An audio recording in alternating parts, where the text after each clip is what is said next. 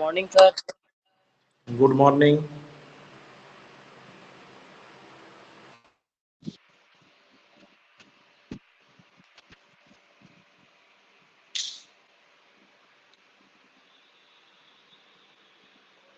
आज आप लोगों की मैथ की क्लास हुई? आईआईटी वाला कोई आया अभी यहाँ? Yes sir. सही थी क्लास या कुछ समस्या है उसमें? नहीं सर, सही थी। कोई टेक्निकल इशू तो नहीं था? No sir. ठीक है, चलिए अब वो कंटिन्यू रहे किसी तरह।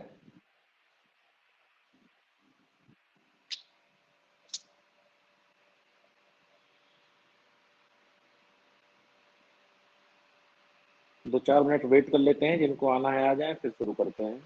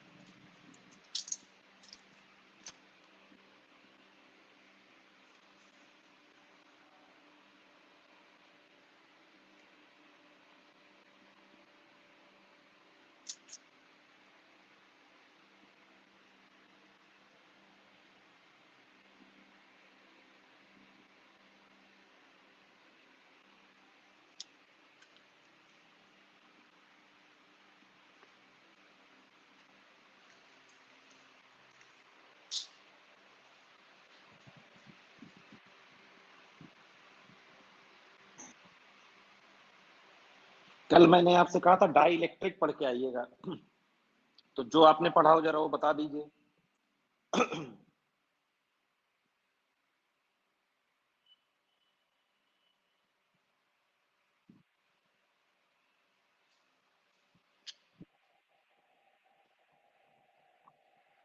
तो जो डाइलेक्ट्रिक होता है अचालक होता है, ये विद्युत रोधी होते हैं। कल ही वाली कहानी बता रहे हो, कुछ नया देख के आए हो? नहीं सर, बुक में पढ़े, यही लिखा है बुक में। यही लिखा है, विद्युत रोधी लिखा होगा। ये सर, वो विद्युत रोधी है अचालक। नहीं, अचानक नहीं कह सकते, विद्युत रोधी जरूर कह सकते हैं। अब आप कहेंगे दोनों बातें एक ही हैं। नहीं, दोनों बातें एक ही नहीं हैं। अगर दोनों बातें एक ही होती तो दो अलग अलग कैटेगरी ना बनाई गई होती।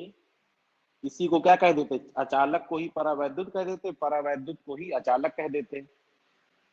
लेकिन क्योंकि दो अलग अलग कैटेगरी बनाई गई हैं, इसलिए इसका मतलब ये है कि कुछ ना कुछ अलग है दोनों में। अलग ये है कि जो परावैद्युत है, डाई इलेक्ट्रिक है, ये do not conduct current, do not conduct current. Current इनमें फ्लो नहीं होती। इसी को हम लोग कह देते हैं हिंदी में विद्युत रोधी, करंट फ्लो नहीं हो रही। लेकिन इनमें दे प्रोड्यूस इलेक्ट्रिक फील्ड, लेकिन ये इलेक्ट्रिक फील्ड प्रोड्यूस करते हैं, दे प्रोड्यूस इलेक्ट्रिक फील्ड,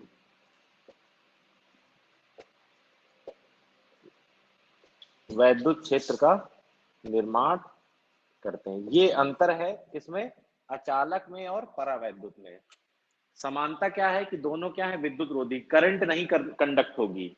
लेकिन परावैद्युत जो है वो क्या प्रोड्यूस कर देते हैं, इलेक्ट्रिक फील्ड। यानी कि कंडक्टर का जो एक गुण है इलेक्ट्रिक फील्ड, वो इनमें रहता है। ठीक है,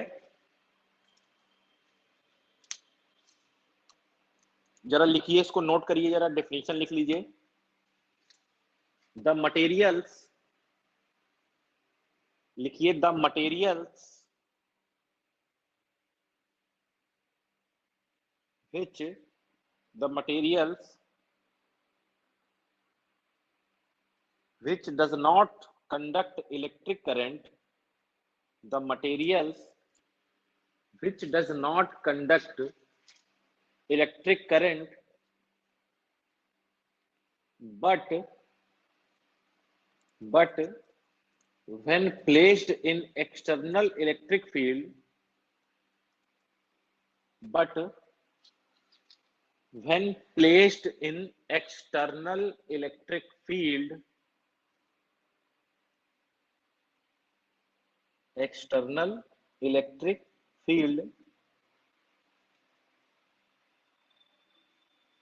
they produces their own electric field. They produces their own electric field. They produces their own electric field. ठीक है,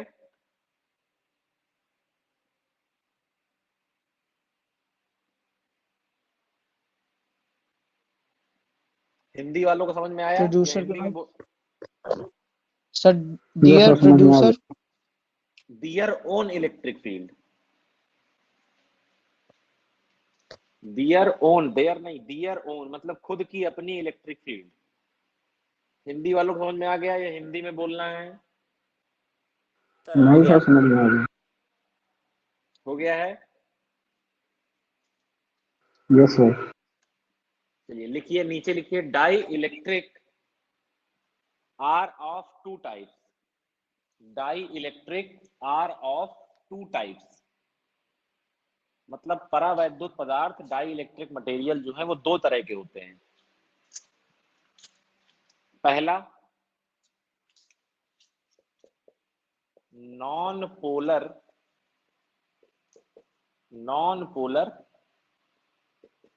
डाई इलेक्ट्रिक, हिंदी में अध्रुवीय।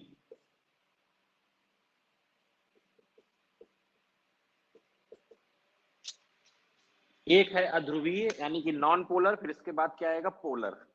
ठीक है, चलिए देखिए, अब हमको क्या लेना है? Dielectric. चलिए कोई डाई इलेक्ट्रिक आपने ले लिया, ये मान लीजिए आपका डाई इलेक्ट्रिक है।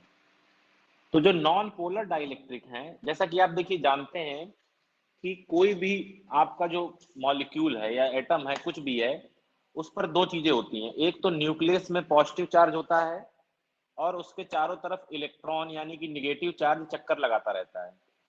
इस चीज को जानते हैं आप? Yes sir. Yes sir. एक थ्योरी है इलेक्ट्रॉन क्लाउड नाम की, आप लोगों ने मेरे तो काफी पढ़ा होगा, 11th 12th में पढ़ा ही होगा। मतलब ये जो इलेक्ट्रॉन घूम रहे हैं, इनको हम एक पूरा क्या मान लेते हैं कि एक पूरा ऋण आवेश या एक पूरा निगेटिव चार्ज, जैसे ये पूरा पॉजिटिव चार्ज बल्क में एक जगह है, हम मान लेते हैं कि निगेटिव चार्ज भी पूरा ये एक जैसा है। तो नॉन पोलर डाइलेक्ट्रिक का मतलब ये है कि ऐसे मॉलिक्यूल्स मतलब ऐसे डाइलेक्ट्रिक जिनके पॉजिटिव और निगेटिव जो चार्ज का जो सेंटर है वो क्या करे? कोइंसाइड करे। मतलब पॉजिटिव और निगेटिव एक दूसरे के ऊपर हो, पॉजिटिव निगेटिव एक दूसरे के साथ साथ हो, कोइंसाइड करें। हिंदी में बोलते हैं कि जिनके धनावेश और ऋणावेश परस्पर संपाती हो। संपाती का मतलब बिल्कुल साथ साथ। जिनका पॉजिटिव और निगेटिव चार्ज का जो सेंटर है वो कोइंसाइड करे, ऐसे जो मटेरियल हैं आपके, वो कहलाते हैं non polar dielectric. Non polar dielectric. Plus minus साथ साथ चले, प्लस माइनस साथ साथ चले। अब आप जानते हैं, आपने एक पढ़ा है डाइपोल मोमेंट, आपने पढ़ा है डाइपोल मोमेंट जो कि होता है P और ये होता है Q इंटू 12। इसके लिए क्या चाहिए? एक पॉजिटिव चार्ज चाहिए, एक निगेटिव चार्ज चाहिए और उनके बीच की डिस्टेंस चाहिए। अब देखिए यहां पर पॉजिटिव चार्ज है, यहां पर निगेटिव चार्ज है। अगर ये देखिए, अगर इस माइनस Q को उठाकर मैं यहां ले आऊं, तो ये जो आपकी डिस्टेंस थी ये कम हो गई, और इधर ले आऊं और कम करते करते जब मैं इसको बिल्कुल माइनस और प्लस को एक साथ ले आऊंगा तो जो डिस्टेंस है वो जीरो हो जाएगी, और जैसे ही डिस्टेंस जीरो होगी तो डाइपोल मोमेंट क्या हो जाएगा, जीरो हो जाएगा। तो नॉन पोलर डाइइलेक्ट्रिक जो है इनके हर एक मॉलिक्यूल का जो डाइपोल मोमेंट है वो क्या है, जीरो। इसका भी जीरो, p बराबर जीरो, p बराबर जीरो, p बराबर जीरो, सबका p बराबर क्या है, जीरो। यानी कि इस पूरे मटेरियल का जो नेट डाइपोल मोमेंट है वो क्या है, जीरो। भाई नेट डाइपोल मोमेंट क्या होगा, p1 plus p2 plus p3 plus p4 dot dot dot. अब ये भी जीरो, ये भी जीरो, ये भी जीरो, सब जीरो ही है, तो लास्ट में क्या आ जाएगा, जीरो। तो नॉन पोलर डाइइलेक्ट्रिक का जो नेट डाइपोल मोमेंट होता है वो क्या होता है, जीरो होता है, और इंडिविजुअल मॉलिक्यूल का डाइपोल मोमेंट भी जीरो होता है। याद रखिएगा, यहीं से डिफरेंस पैदा होगा। नॉन पोलर डाइइलेक्ट्रिक में हर एक मॉलिक्यूल का अपना डाइपोल मोमेंट भी जीरो होता है, और पूरे मटेरियल का डाइपोल मोमेंट भी जीरो होता है। कब, इन एब्सेंस ऑफ किसमें, इलेक्ट्रिक फील्ड, जब कोई इलेक्ट्रिक फील्ड ना हो, जब वैद्युत क्षेत्र ना हो। ये तब की बात है कि एक नॉर्मल आपने डाई इलेक्ट्रिक नॉन पोलर रख दिया तो उसके साथ ये बातें हो जाएंगी, ठीक है। अब क्या करना है, अब करना ये है कि इस डाई इलेक्ट्रिक को apply external electric field, Hindi वालों को जहां समस्या हो तुरंत बता दें, इसको एक बाह्य वैद्युत क्षेत्र में रखना है। बाह्य क्षेत्र में रखने पर, चलिए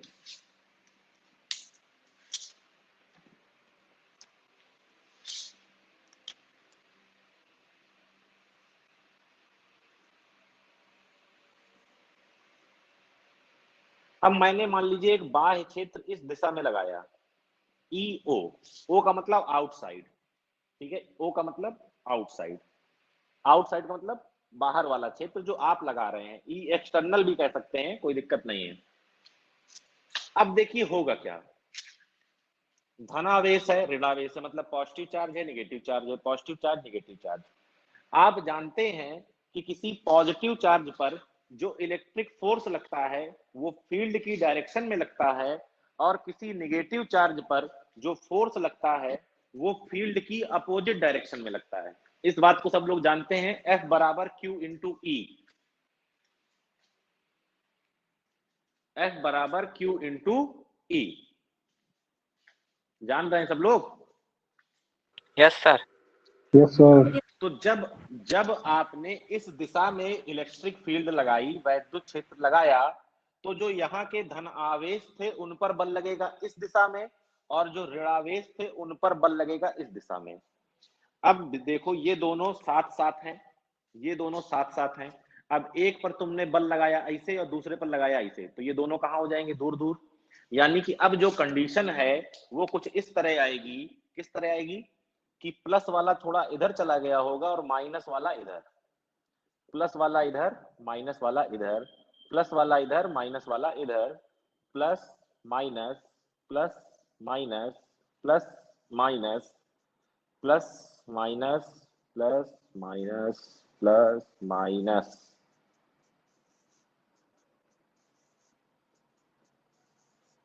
समझ रहे हैं?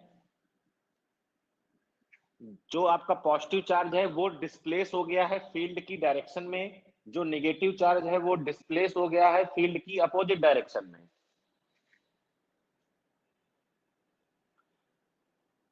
यानी कि अभी तक जो पॉजिटिव और नेगेटिव के बीच की डिस्टेंस जीरो थी, अब वो जीरो ना होकर कुछ ना कुछ हो चुकी है, अब ये दूर दूर हो चुके हैं। जब दूर दूर हो चुके हैं तो इनका कुछ ना कुछ डाइपोल मोमेंट आएगा। जब इनका डाइपोल मोमेंट आएगा तो बाहर पूरे का भी डाइपोल मोमेंट आएगा। यानी कि अब जो आपका नेट डाइपोल मोमेंट है वो जीरो नहीं होगा, कुछ ना कुछ डाइपोल मोमेंट आपको मिलने लगेगा, ठीक है। Yes, समझ sir. रहे हैं? Yes, Yes, अब sir. देखिए, यस सर। अब देखिए होता क्या है, अगर आप चार्ज को बैलेंस करने जाएंगे तो ये वाला पॉजिटिव इस वाले निगेटिव को खत्म कर देगा, ये वाला पॉजिटिव इस वाले निगेटिव को खत्म करेगा, ये पॉजिटिव इस निगेटिव को, ये पॉजिटिव इस निगेटिव को, ये पॉजिटिव निगेटिव, ये पॉजिटिव निगेटिव। मैं चार्ज को बैलेंस कर रहा हूं, समझिएगा अब होने क्या वाला है। इस तरह मान लीजिए कि 50 है, तो हर बार जो ये बीच में जितने भी रहेंगे ये सब अपने वाले पॉजिटिव निगेटिव के साथ खत्म होंगे, लेकिन जो कॉर्नर वाले हैं वो क्या हो जाएंगे, बच जाएंगे। इस कॉर्नर के बाहर अब कोई पॉजिटिव नहीं है जो इसको खत्म कर सके, तो ये माइनस ऐसे बच जाएगा और यहां पर प्लस ऐसे बच जाएगा। बचेगा कि नहीं?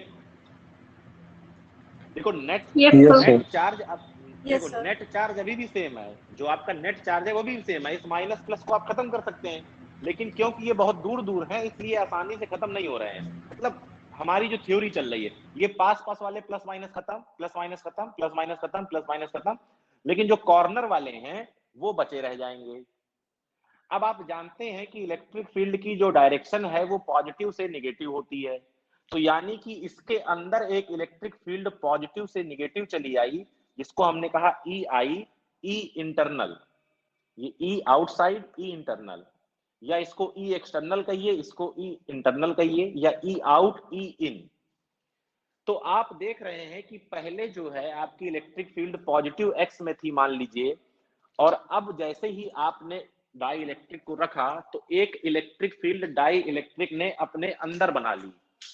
और खास बात यह है कि जो डाई इलेक्ट्रिक ने अपने अंदर इलेक्ट्रिक फील्ड बनाई है वो हमारे द्वारा लगाई गई इलेक्ट्रिक फील्ड के अपोजिट डायरेक्शन में है। बात समझ रहे हैं? Yes, sir. Yes, sir. Sir. यानी कि जो डाई इलेक्ट्रिक की, माइक बंद कर लो। सर ये यानी जो कि जो इलेक्ट्रिक फील्ड है ये सर ज्यादा होगी सर कि कम होगी बाहर वाले से? बेटा कम होगी बाहर वाले से। तो ये जो इलेक्ट्रिक फील्ड डाई इलेक्ट्रिक ने बनाई है ये हमारी फील्ड का क्या कर रही है, विरोध कर रही है। यानी कि ये हमारी फील्ड को कम कर देगी, यानी कि ये हमारी फील्ड को क्या कर देगी, कम कर देगी। ठीक है ना? तो जो आपका डाई इलेक्ट्रिक है वो क्या करता है, अपनी एक इलेक्ट्रिक फील्ड बनाता है जो हमारी लगाई गई इलेक्ट्रिक फील्ड का क्या करती है, विरोध करती है। यानी कि जो पहले हमारी इलेक्ट्रिक फील्ड थी ई नॉट, अब वो कम हो गई होगी। अब वो कितनी हो गई होगी, तो जो ई नेट है वो क्या हो जाएगा, ई ओ माइनस ई आई। भाई ये इधर है, ये इधर है, तो क्या करना पड़ेगा, सब्ट्रैक्ट करना पड़ेगा। यानी कि जो हमारी इलेक्ट्रिक फील्ड है वो अब कम हो चुकी है। भाई 10 हमने लगाया था, 2 इसने अपोजिट लगा दिया, तो कितनी बची, 8 बची। बोलिए। Yes, sir. Yes, sir. ठीक है, Yes, sir. ये डायग्राम बना लीजिए और इसके बाद लिखिए।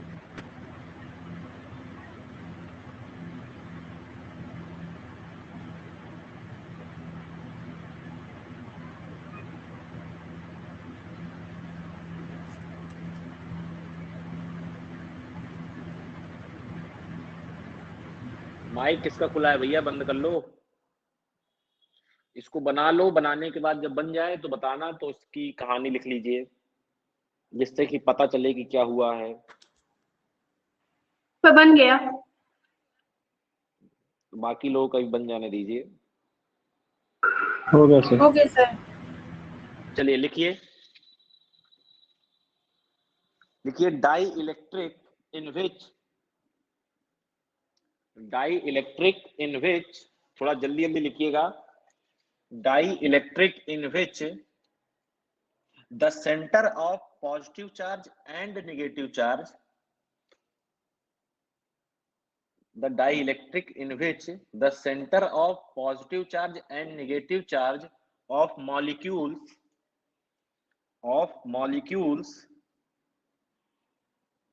coincide with each other, coincide का मतलब समझ रहे हैं ना, एक साथ, coincide with each other comma, known as non-polar dielectric. Known as non-polar dielectric.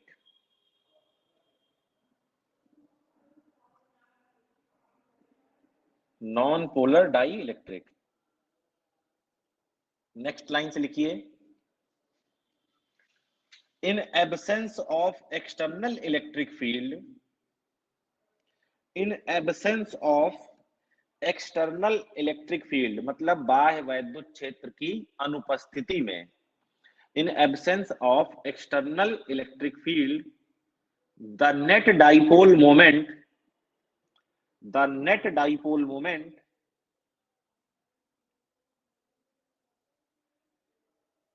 of non-polar dielectric is zero.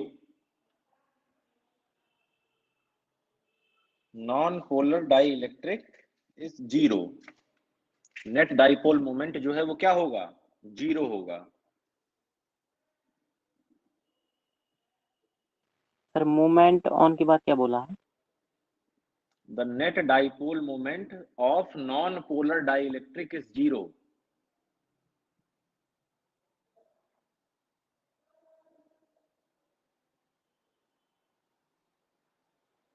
हो गया? Yes sir. Yes, sir. Paragraph change करिए, लिखिए when we apply external electric field, when we apply, Hindi वालों को दिक्कत तो नहीं है, हिंदी में तो नहीं बोलना. No sir. मतलब उसमें जवाब भी इंग्लिश वाले ही दे रहे हैं कि हिंदी वालों को कोई प्रॉब्लम नहीं है, कि हिंदी वाले जवाब दे रहे हैं. नहीं सर, हिंदी वाले ही. When we apply external electric field, when we apply external electric field, then positive charge,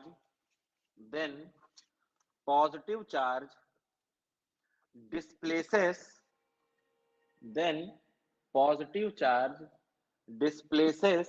in direction of electric field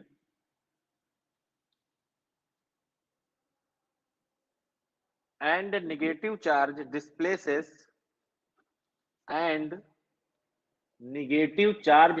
sir positive charge displaces in the direction of electric field,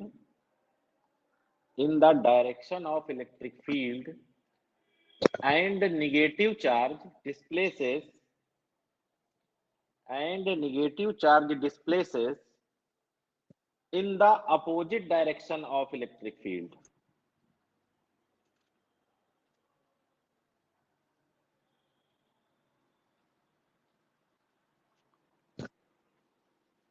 In the opposite direction of electric field, full stop. This incident is known as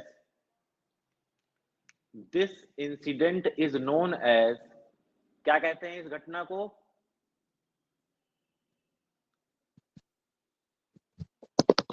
polar.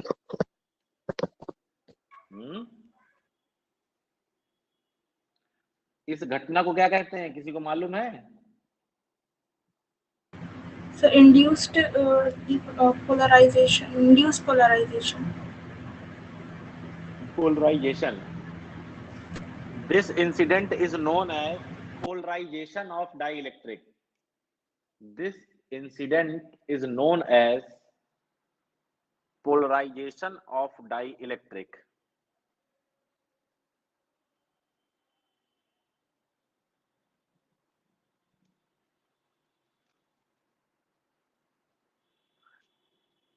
Now, the net dipole moment of, या केवल इतना लिखिएगा, now the net dipole moment is non-zero. Is non-zero.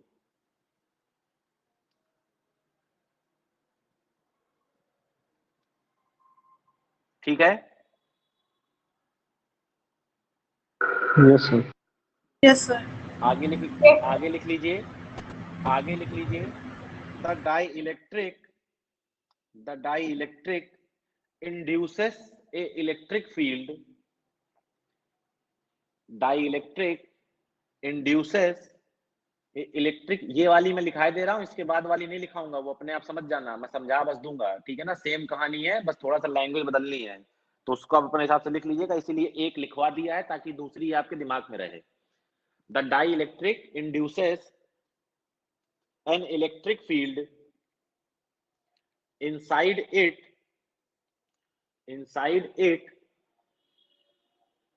which opposes the external electric field, which opposes the external electric field,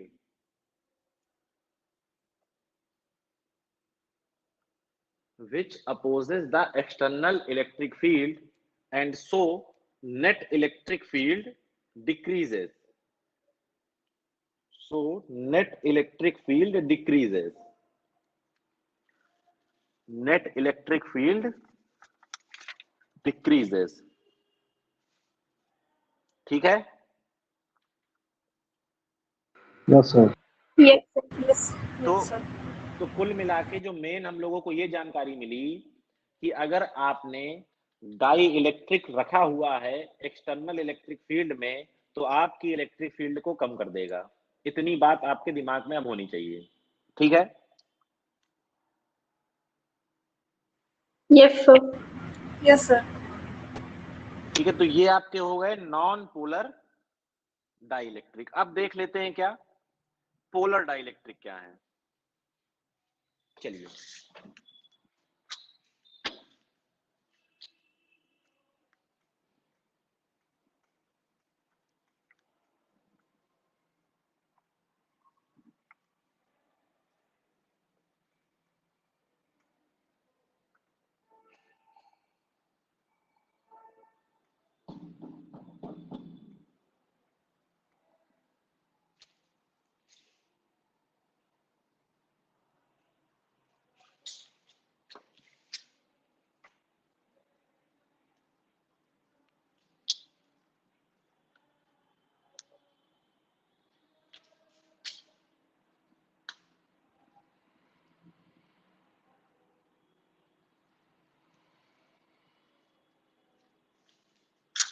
देखिए polar dielectric में क्या होना है, अब लिखना नहीं है, केवल समझना है।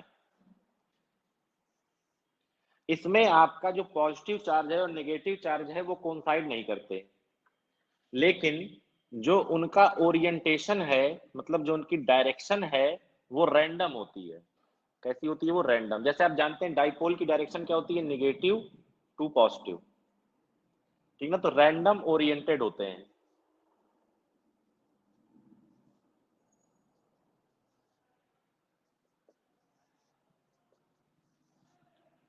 अब जैसे इसकी आप डायरेक्शन देखेंगे तो कैसे हो जाएगी?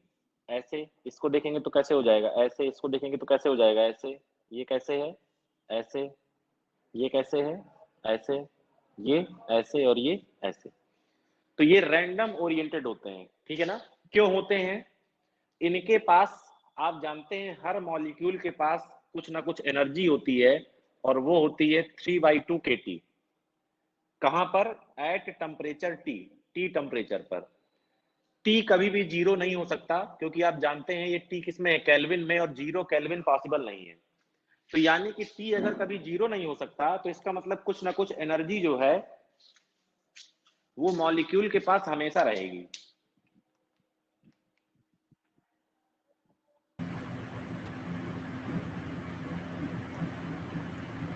जब मॉलिक्यूल के पास एनर्जी रहेगी तो सीधी सी बात है वो खाली तो बैठेगा नहीं, वो क्या करेगा? भ्रमण करेगा। तो ये जो मॉलिक्यूल जो डाइपोल हैं, ये क्या करते रहते हैं? रोटेशन करते रहते हैं, घूमते रहते हैं, टहलते रहते हैं। तो अगर इलेक्ट्रिक फील्ड नहीं है तो देखिए सबका डायरेक्शन क्या है? रैंडम है। तो जैसे कोई इस तरह वाला होगा वो इस तरह वाले को कैंसिल कर देगा, कोई इस तरह वाला होगा वो इस तरह वाले को कैंसिल कर देगा, कोई इस तरह वाला होगा वो इस तरह वाले को कैंसिल कर देगा। तो यानी कि अभी भी in absence of electric field जो नेट डाइपोल मोमेंट है वो अभी भी क्या है? जीरो है। लेकिन इंडिविजुअल डाइपोल मोमेंट जीरो नहीं है। ऊपर आगे गेट से जाइए। चलिए, गैस सिलेंडर भरवाने आई थी वो। हाँ, तो कहाँ थे हम लोग? जो नेट डाइपोल मोमेंट है वो तो जीरो होगा, क्योंकि एक दूसरे को कोई ना कोई कैंसिल कर देगा, लेकिन जो इंडिविजुअल डाइपोल मोमेंट है वो जीरो नहीं होता। यही पहचान है किसकी? पोलर और नॉन पोलर की, क्योंकि नेट तो दोनों में जीरो था, उसमें इंडिविजुअल भी जीरो था, इसलिए नेट जीरो था। इसमें इंडिविजुअल जीरो नहीं है, डायरेक्शन अपोजिट है सबकी, इसलिए नेट क्या है? जीरो है। पहचानने का तरीका, पोलर। पोलर का मतलब जिसमें डाइपोल मोमेंट इंडिविजुअल इंडिविजुअल का मिले, नॉन पोलर जिसमें ना मिले। ठीक है, अब आपने क्या किया? आपने लगाई electric field, apply external electric field. चलिए, आपने इलेक्ट्रिक फील्ड लगाई इस डायरेक्शन में EO। अब देखो होगा क्या, आपने देखा होगा, अगर आपको लोग को याद होगा अच्छे से, जब डाइपोल को किसी एक्सटर्नल इलेक्ट्रिक फील्ड में रखते हैं तो उस पर एक टॉर्क लगता है कि नहीं लगता? क्या लगता है? PE sin theta. PE sin theta. तो Yes, sir. जितने भी डाइपोल हैं उन सभी डाइपोल्स पर एक टॉर्क लगेगा, और उस टॉर्क का काम होता है कि इस डाइपोल को इलेक्ट्रिक फील्ड की डायरेक्शन में मोड़ देना, मतलब इंक्लाइंड कर देना। तो कंडीशन ये आने वाली है कि जितने पॉजिटिव थे वो सब यहां फिर से पहुंचेंगे। अब यहां से देखिए, एक थ्योरेटिकल क्वेश्चन आपके एग्जाम के लिए बनता है, क्या बनता है भी बता रहे हैं।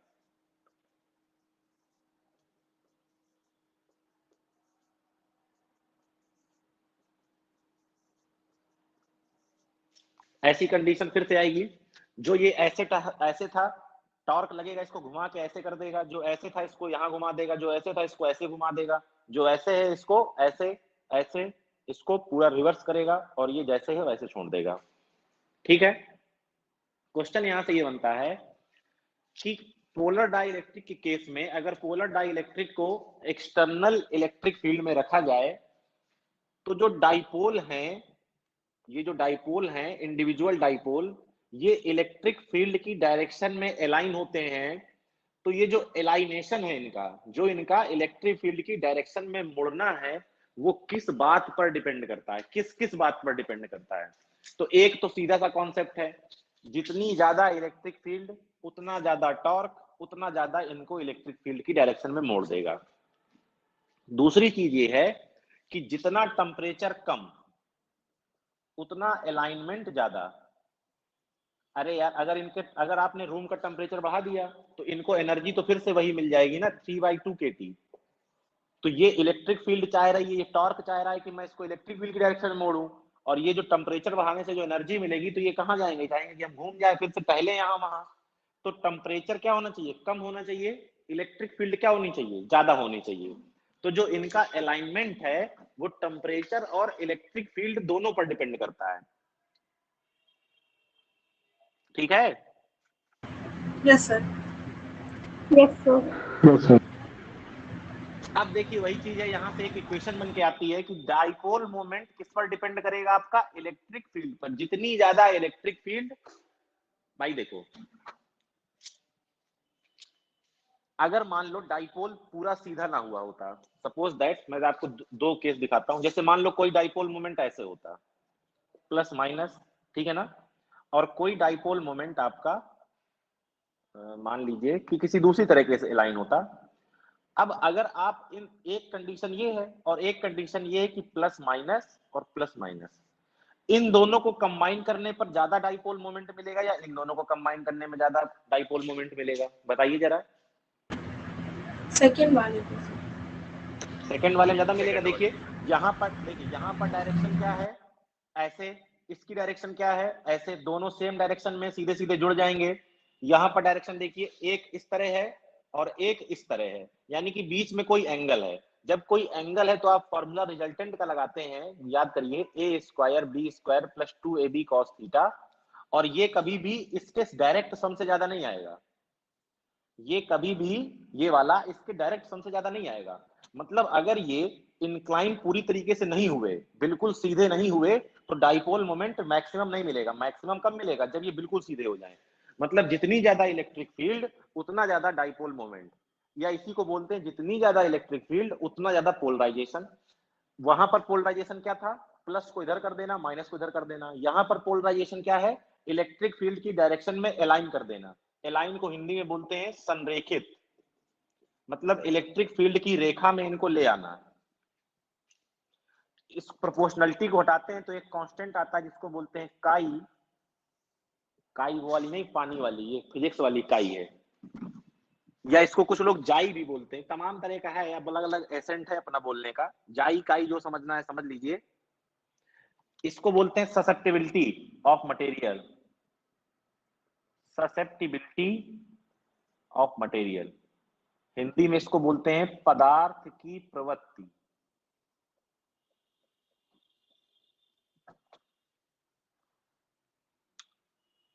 क्लियर है? Yes sir. चलिए अब जो है हेडिंग दीजिए परावैद्युतांक। मतलब ये हमने अब पढ़ ली इसकी थ्योरी। अब हम बढ़ रहे हैं कि इसका एप्लीकेशन हमारे कैपेसिटेंस में क्या है। अब हम मूव कर रहे हैं, तो हेडिंग दीजिए। अभी थोड़ा सा इसमें दो चार चीजें और जाननी पड़ेंगी आपको, तो हेडिंग दीजिए dielectric constant. Dielectric constant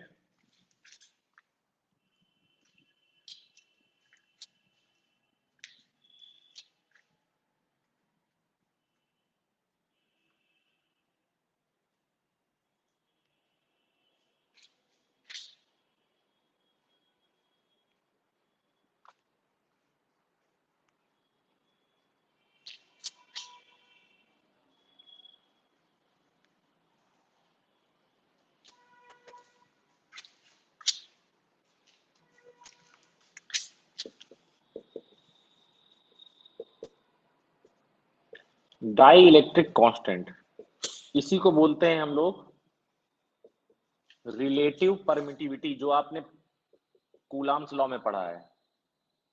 dielectric constant इसको दिखाते हैं K से, और इसको आप लोग जानते हैं एप्सिलॉन R से। ठीक है, ये क्या है? परावैद्युतांक, ये है आपेक्षिक वैद्युशीलता।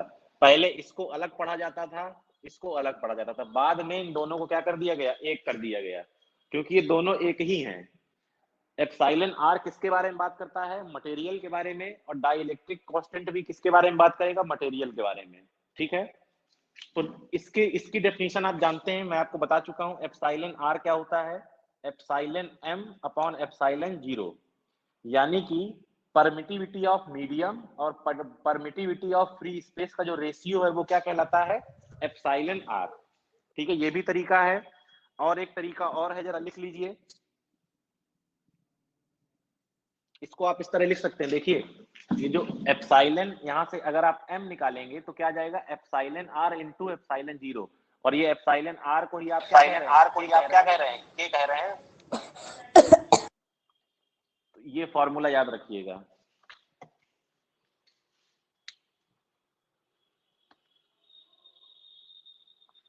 अब जो डेफिनेशन हमको यूज करनी है डाइलेक्ट्रिक कांस्टेंट की, जरा उसको लिख लीजिए।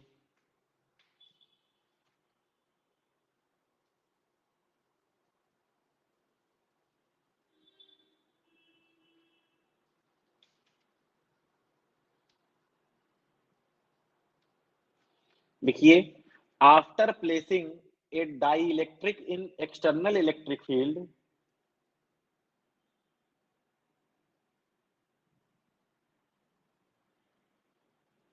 after placing a dielectric in external electric field,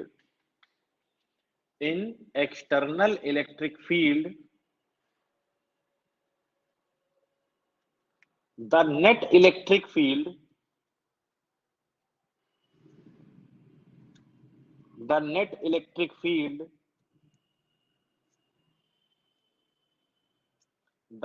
electric field, decreases by a factor known as dielectric constant, known as dielectric constant। लिख गया है सबका, किसी का छूटा तो नहीं है?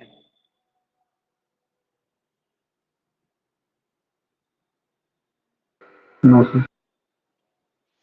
यानी कि हमने कहा कि after placing a dielectric in external electric field the net electric field, पहले इलेक्ट्रिक फील्ड कितनी थी जो हमने लगाई थी, the net electric field decreases by factor known as dielectric constant. तो जितने टाइम ये इलेक्ट्रिक फील्ड को कम कर दे, कोई डाइलेक्ट्रिक जितने टाइम्स इलेक्ट्रिक फील्ड को कम कर दे वही उसका क्या है, डाइलेक्ट्रिक कांस्टेंट। जैसे आपने इलेक्ट्रिक फील्ड लगाई 10 न्यूटन पर कूलाम की, डाई इलेक्ट्रिक लगाने के बाद डाइलेक्ट्रिक को अगर जैसे एक 10 न्यूटन पर कूलाम की इलेक्ट्रिक फील्ड थी आपके पास, आपने उस इलेक्ट्रिक फील्ड में एक डाई इलेक्ट्रिक को रखा और आपकी इलेक्ट्रिक फील्ड आ गई 5, पहले थी 10 अब आ गई 5, तो डाई इलेक्ट्रिक कांस्टेंट कितना हुआ?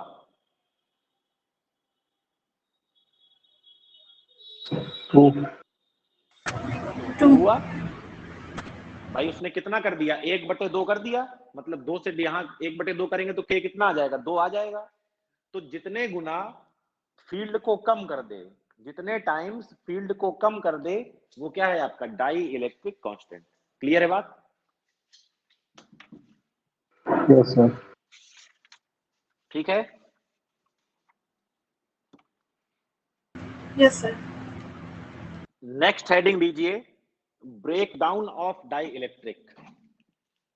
नेक्स्ट हेडिंग दीजिए, break down of dielectric, Hindi में बोलते हैं परावैद्युत का भंजन।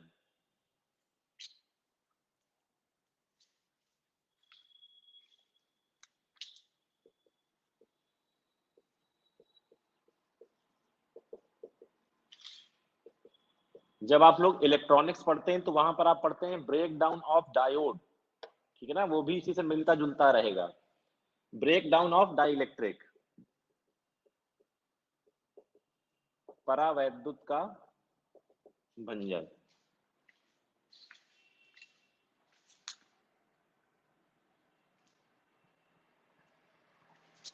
अब बताइए break down of dielectric होता क्या है, कोई बता सकता है?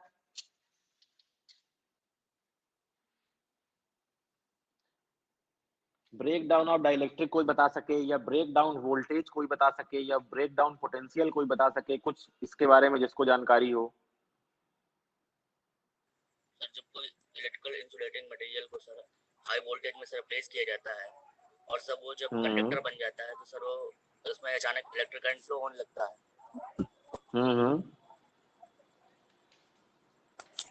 एंड सर मटेरियल जो होता है सर वो बैकग्राउंड में सर उस कंडीशन में सर ब्रेक हो जाता है।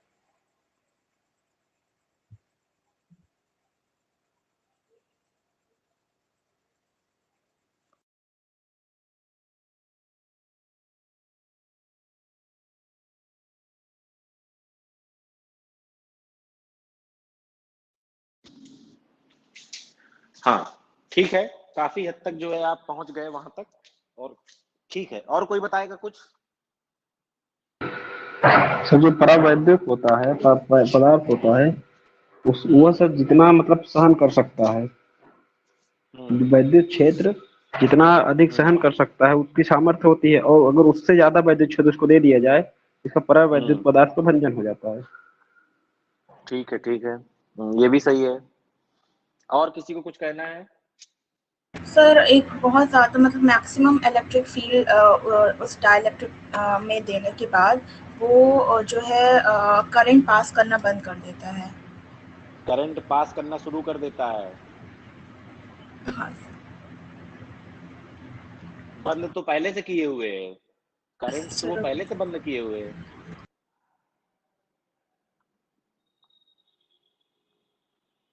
चलिए देखिए, कहानी हो गई, अब देखते हैं कि हो कैसे रहा है। चलिए ये आपका एक डाइलेक्ट्रिक,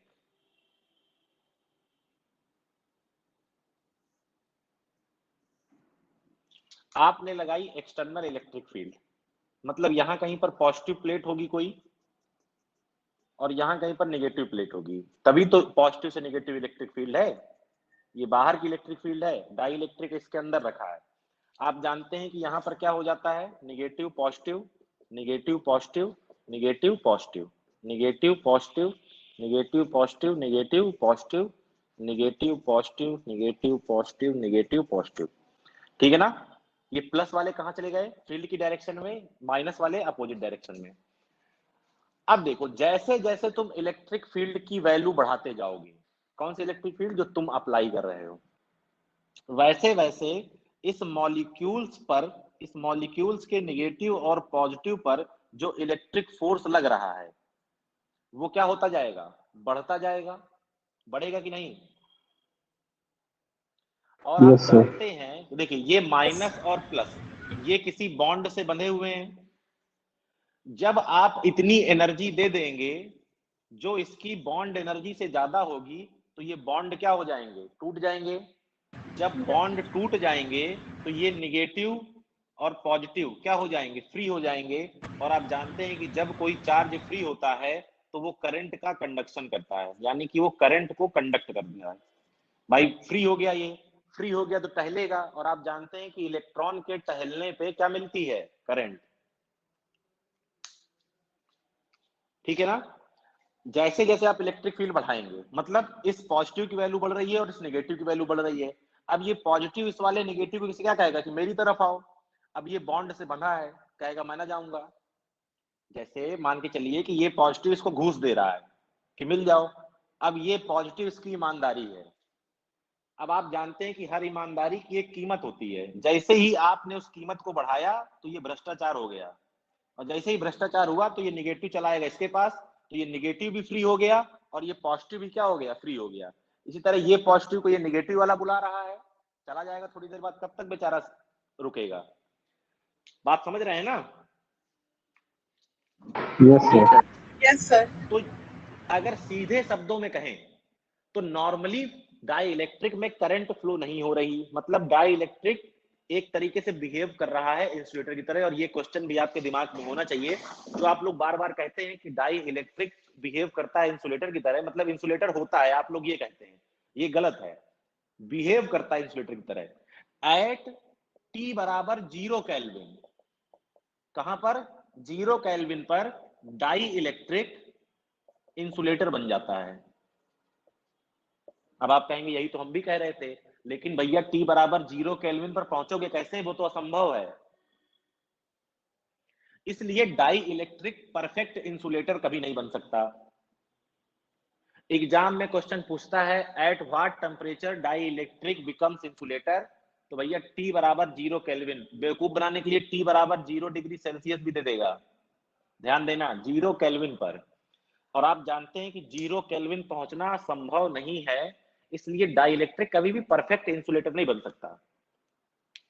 ठीक है ना। लेकिन सामान्यतः हम लोग मान लेते हैं कि वो इंसुलेटर है क्योंकि करंट फ्लो नहीं कर रही है। तो अगर मैं ब्रेकडाउन ऑफ डाई इलेक्ट्रिक को बहुत साधारण शब्दों में समझाना चाहूं तो मैं ये कह सकता हूं कि डाई इलेक्ट्रिक मटेरियल के इंसुलेटर से कंडक्टर बनने की जो घटना है, जो इंसिडेंट है, वो क्या है, breakdown of dielectric. Insulator से कंडक्टर, इंसुलेटर का मतलब कोई करंट फ्लो नहीं हो रही थी, जब ब्रेकडाउन हुआ तो क्या क्या होने लगी, करंट फ्लो होने लगी। जब करंट फ्लो होने लगी तो क्या बन गया, कंडक्टर। तो डाई इलेक्ट्रिक के इंसुलेटर से कंडक्टर बनने की जो घटना है, जो इंसिडेंट है, उस इंसिडेंस है, उसको क्या बोलते हैं आपका, ब्रेकडाउन ऑफ डाई इलेक्ट्रिक। परावैद्युत के चालक बनने की घटना को, डाई इलेक्ट्रिक के कंडक्टर बनने की घटना को क्या कहते हैं, breakdown of dielectric. Clear है। Yes sir. तो इसको लिखाने की जरूरत है क्या, नो सर। अब देखो, जब हम ये कहते हैं बार बार कि वैद्युत क्षेत्र बढ़ाते जा रहे हैं, इलेक्ट्रिक फील्ड बढ़ाते जा रहे हैं, तो बेसिकली हम लोग पोटेंशियल डिफरेंस से बढ़ा रहे होते हैं, क्योंकि आप जानते हैं V बराबर ED, V बढ़ा रहे हैं तो E बढ़ रहा है। अरे यार, वैद्युत क्षेत्र बनाने का तरीका क्या होता है, इसको यहां से उठाइए, एक पॉजिटिव और ये निगेटिव। मैंने बताया था कि पॉजिटिव निगेटिव नहीं, लेकिन अब वो बोलचाल की भाषा में निकल ही आता है। मतलब इसको बड़ी वाली प्लेट से इसको छोटी वाली प्लेट से जोड़ दीजिए, तो यहाँ क्या पहुंच गया पॉजिटिव, यहाँ क्या पहुंच गया नेगेटिव, तो पॉजिटिव से नेगेटिव क्या बन जाएगी इलेक्ट्रिक फील्ड, जो कि ये है। तो इलेक्ट्रिक फील्ड जब भी बात हो रही है तो इलेक्ट्रिक फील्ड का मतलब क्या है, पोटेंशियल डिफरेंस। तो आप पोटेंशियल डिफरेंस बढ़ा रहे हैं, इसका मतलब आप क्या बढ़ा रहे हैं, इलेक्ट्रिक फील्ड बढ़ा रहे हैं। ठीक है, अब देखिए आपने पोटेंशियल डिफरेंस बढ़ाया, ब्रेक डाउन नहीं हुआ, थोड़ा और बढ़ाया नहीं हुआ, थोड़ा और बढ़ाया नहीं हुआ, एक वैल्यू आई जिस पर ब्रेक डाउन हो गया, तो हम लोग क्या कहते हैं कि वह minimum value of potential difference at which break down occurs, वह मिनिमम वैल्यू पोटेंशियल डिफरेंस की जिस पर ब्रेक डाउन हो जाए वो क्या कहलाता है, ब्रेक डाउन वोल्टेज। ध्यान दीजिएगा, मिनिमम वैल्यू है क्योंकि उसके बाद तो होना ही होना है। सबसे पहले कितने पर हुआ, जैसे ये 9 वोल्ट तक इसका ब्रेक डाउन नहीं हुआ, अब जैसे ही आपने 10 किया ब्रेक डाउन हो गया, तो अगर 12 कर दोगे तो भी तो ब्रेक डाउन हो जाएगा।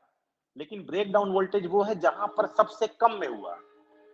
भाई जैसे कोई डाई इलेक्ट्रिक है, उसका ब्रेक डाउन हमने कहा कि 10 पे हो जाता है, तो तुम 15 दे दोगे तो ब्रेक डाउन तो हो ही जाएगा। लेकिन 15 ब्रेक डाउन वोल्टेज ना हुआ ना, वो ब्रेक डाउन वोल्टेज क्या होगा, जहां पर सबसे कम में हुआ। तो minimum value of potential difference at विच, आज सुबह 6 बजे से पढ़ा रहा हूं, मेरा गला दर्द करने लगा।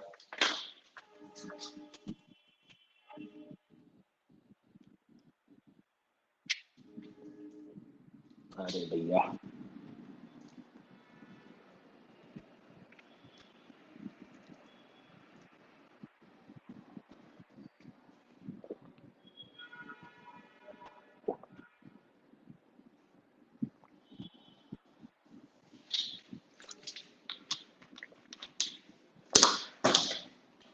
इसके पहले एनडीए का बैच है, एनडीए के बैच में 4 लड़के आते हैं पढ़ने जो है ऑनलाइन, 1 घंटा काटना मुश्किल हो जाता है।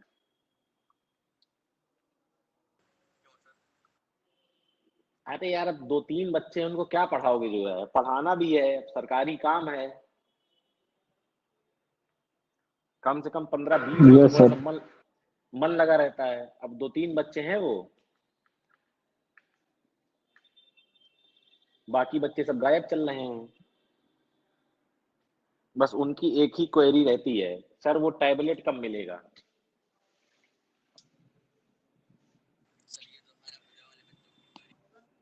आवाज तुम्हारी नहीं आ रही, जो अभी बोला जिसने, आवाज नहीं आ रही, देखो क्या समस्या है तुम्हारी तरफ से।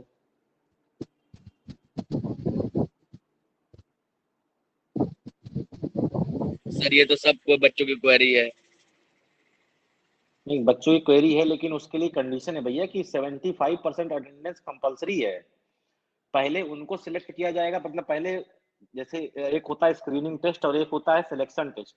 तो स्क्रीनिंग टेस्ट यही है कि जिनकी अटेंडेंस ऑनलाइन ऑफलाइन मिलाकर, मतलब जो पहले से क्लासेस चल रही हैं फरवरी से, तो फिर 75% अटेंडेंस से जो नीचे हैं वो तो पहले ही बाहर हैं।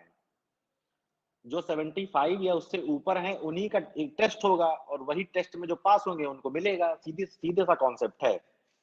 तो जिनकी अटेंडेंस नहीं है वो तो पहले ही रेस से बाहर चल रहे हैं ना। सर जब क्लासेस यूट्यूब पे चल रही थी तब तो सर अटेंडेंस पता नहीं चलती थी सर किसकी अटेंडेंस। हाँ पता नहीं चलती थी, अब तो पता चल जाएगी। जी सर, तो आपकी जोड़ी जाएगी। हाँ जिन्होंने अब सर की जोड़ी मार्च से जाएगी। ज्वाइन किया है। जिन्होंने जब से ज्वाइन किया, अटेंडेंस निकालने का रेशियो ये होता है कि कितने दिन आप रहे और कितने दिन उसमें से आप उपस्थित रहे।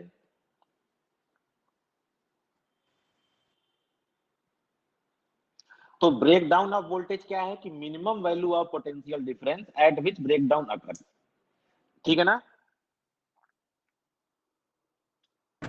Yes sir. अब एक होता है, क्या होता है, जिसको हम लोग बोलते हैं वो इलेक्ट्रिक फील्ड के टर्म में, हिंदी मुझे याद आ रही है, अरे हाँ, डाई इलेक्ट्रिक स्ट्रेंथ। एक टर्म आता है dielectric strength, dielectric strength.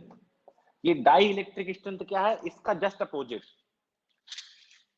Electric field की वह मैक्सिमम वैल्यू, ध्यान से देखिएगा, इलेक्ट्रिक फील्ड की वो मैक्सिमम वैल्यू जहां तक डाई इलेक्ट्रिक का ब्रेक डाउन ना हो, समझिएगा, इलेक्ट्रिक फील्ड की वह मैक्सिमम वैल्यू जहां तक डाई इलेक्ट्रिक का ब्रेक डाउन ना हो। जैसे मान लीजिए कि आपने 9 न्यूटन पर कूलाम की इलेक्ट्रिक फील्ड लगाई, ब्रेक डाउन ना हुआ, 9.5 की लगाई ना हुआ, 10 की लगाई जैसे ही तो ब्रेक डाउन हो गया।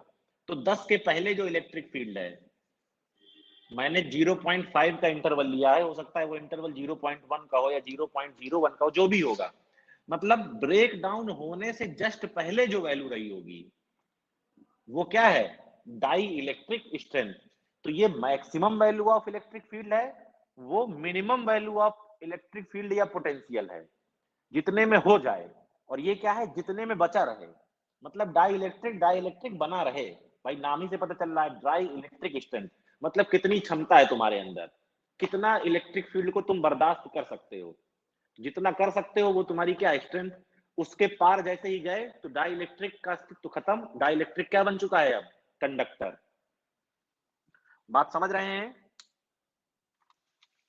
Yes sir. Yes sir. तो यहां से अब देखिए, यहां से दो चीजें स्पष्ट हैं। एक तो आपने डाई इलेक्ट्रिक जैसे ही रखा तो आपकी इलेक्ट्रिक फील्ड को वो क्या कर देगा, घटा देगा, ठीक है। और आप जानते हैं कि अगर इलेक्ट्रिक फील्ड घटेगी तो पोटेंशियल भी घट जाएगा। देख लीजिए दोनों कैसे हैं, एक साथ है ना, जोड़ीदार। Yes sir. तो दो चीजें हम लोगों को यहां से अपने आगे के काम के लिए मिल गई कि डाई इलेक्ट्रिक मटेरियल के रखने से आपकी इलेक्ट्रिक फील्ड और पोटेंशियल डिफरेंस या पोटेंशियल कम हो जाता है। जितने गुना कम होता है वो क्या है, आपका डाई इलेक्ट्रिक कांस्टेंट के।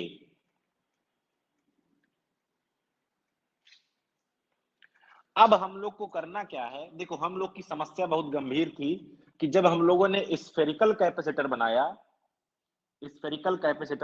गोलीय संधारित्र बनाया, तो उसकी धारिता बहुत कम आती थी, उसकी कैपेसिटेंस बहुत कम आती थी, जो कि हमारे किसी काम की नहीं थी। फिर हमने उसमें सुधार किया, हम लोगों ने पैरेलल प्लेट कैपेसिटर बनाया, समांतर प्लेट संधारित्र। तो धारिता में ठीक ठाक बढ़ोतरी हुई, मतलब थोड़ा बहुत हम लोग को लाभ मिला, लेकिन उस लाभ से भी हम लोग संतुष्ट नहीं थे। हमने कहा हमको और बढ़ाना है, और बढ़ाने की शर्त ये है कि हमको साइज वगैरह ना बढ़ाना पड़े, जैसे आप जानते थे कि समांतर प्लेट संधारित्र की धारिता जो थी वो एप्सिलॉन नॉट a/d थी। तो सी को बढ़ाना है तो हम ए को क्या कर सकते हैं, बड़ा कर सकते हैं, लेकिन बड़ा नहीं करना, बड़ा कर देंगे तो वही बात हो गई, समस्या वापस लौट आएगी। तो हम लोग करते क्या हैं, डाई इलेक्ट्रिक मटेरियल को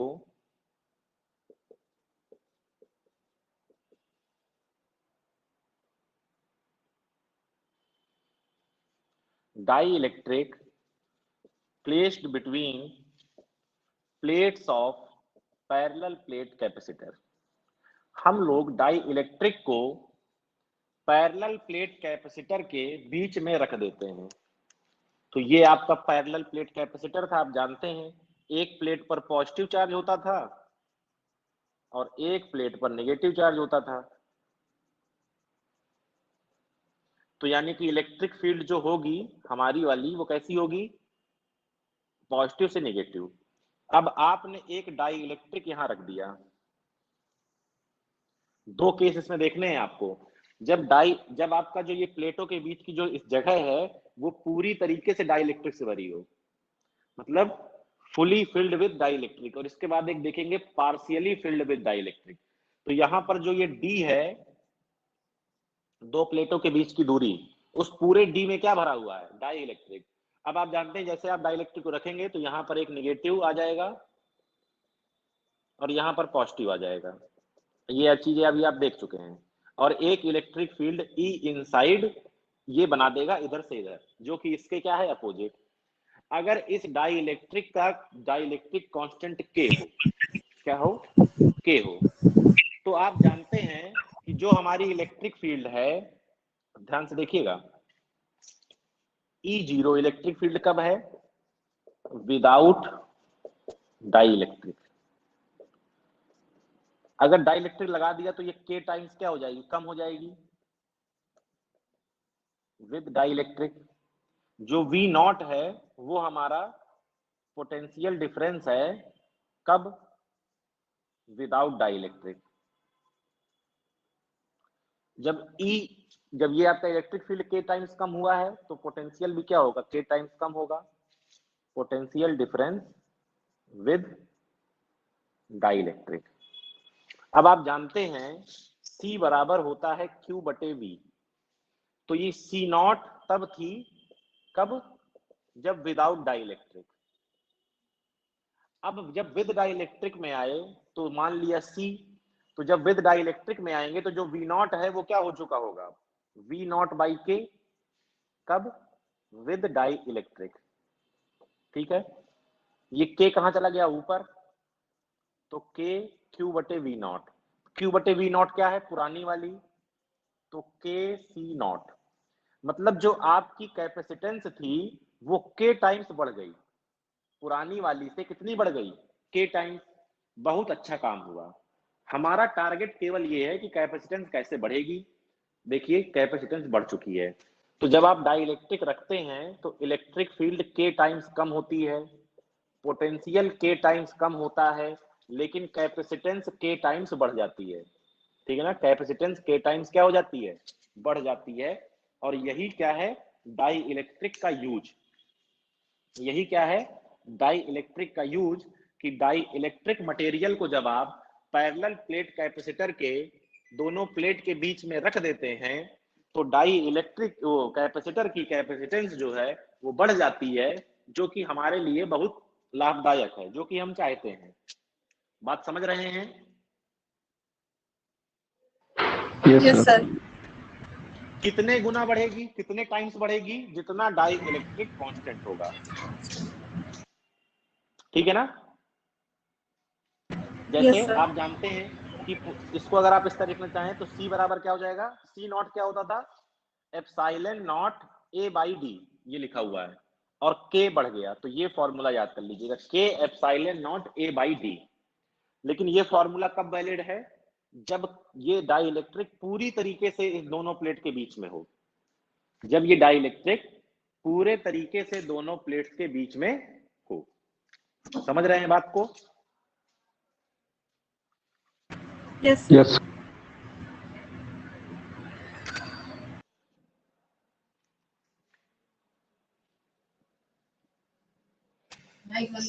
बोलो।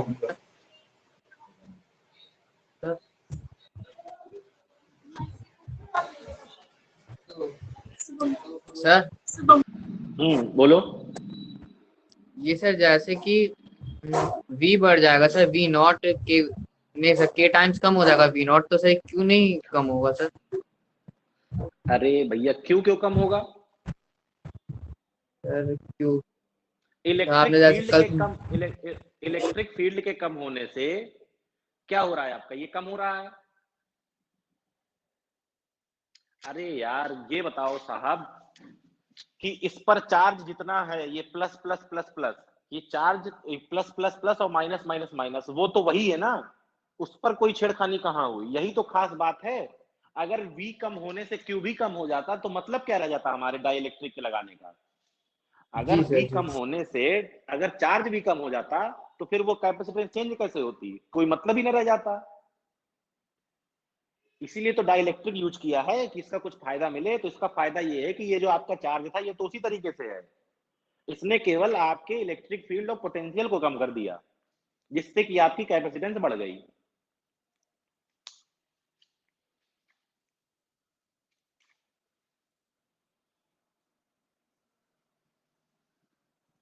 ठीक है। Yes sir. और बताओ कोई दिक्कत?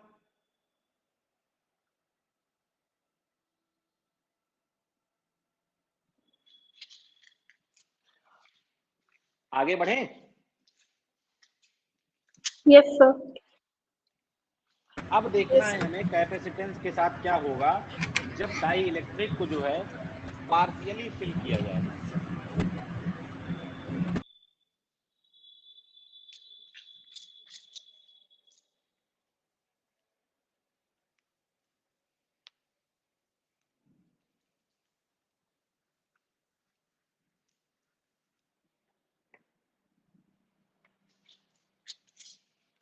तो अपनी नेक्स्ट हेडिंग क्या है?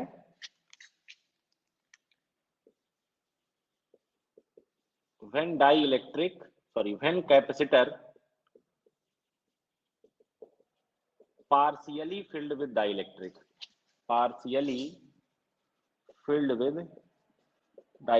आंशिक रूप से भरा जाए, पूरी तरीके से नहीं, आंशिक रूप से।